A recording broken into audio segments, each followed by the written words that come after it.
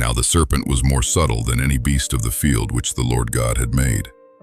And he said unto the woman, Yea, hath God said, Ye shall not eat of every tree of the garden? And the woman said unto the serpent, We may eat of the fruit of the trees of the garden, but of the fruit of the tree which is in the midst of the garden, God hath said, Ye shall not eat of it, neither shall ye touch it, lest ye die. And the serpent said unto the woman, Ye shall not surely die.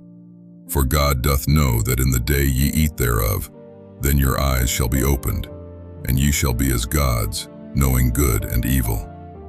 And when the woman saw that the tree was good for food, and that it was pleasant to the eyes, and a tree to be desired to make one wise, she took of the fruit thereof, and did eat, and gave also unto her husband with her, and he did eat. And the eyes of them both were opened, and they knew that they were naked. And they sewed fig leaves together, and made themselves aprons. And they heard the voice of the Lord God walking in the garden in the cool of the day. And Adam and his wife hid themselves from the presence of the Lord God amongst the trees of the garden. And the Lord God called unto Adam, and said unto him, Where art thou? And he said, I heard thy voice in the garden, and I was afraid, because I was naked, and I hid myself. And he said, Who told thee that thou wast naked? Hast thou eaten of the tree whereof I commanded thee that thou shouldest not eat? And the man said, The woman whom thou gavest to be with me, she gave me of the tree, and I did eat. And the Lord God said unto the woman, What is this that thou hast done? And the woman said, The serpent beguiled me, and I did eat.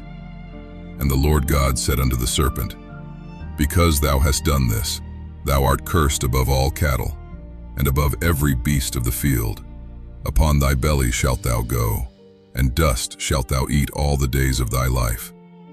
And I will put enmity between thee and the woman, and between thy seed and her seed.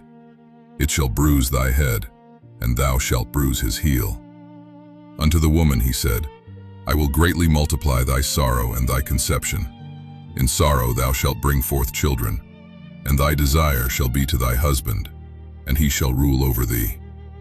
And unto Adam he said, Because thou hast hearkened unto the voice of thy wife, and hast eaten of the tree, of which I commanded thee, saying, Thou shalt not eat of it. Cursed is the ground for thy sake. In sorrow shalt thou eat of it all the days of thy life.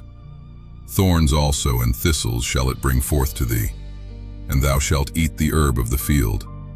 In the sweat of thy face shalt thou eat bread, till thou return unto the ground, for out of it wast thou taken. For dust thou art, and unto dust shalt thou return. And Adam called his wife's name Eve, because she was the mother of all living. Unto Adam also and to his wife did the Lord God make coats of skins, and clothed them. And the Lord God said, Behold, the man is become as one of us, to know good and evil. And now, lest he put forth his hand, and take also of the tree of life, and eat, and live forever. Therefore the Lord God sent him forth from the Garden of Eden, to till the ground from whence he was taken. So he drove out the man, and he placed at the east of the Garden of Eden cherubims, and a flaming sword which turned every way, to keep the way of the tree of life.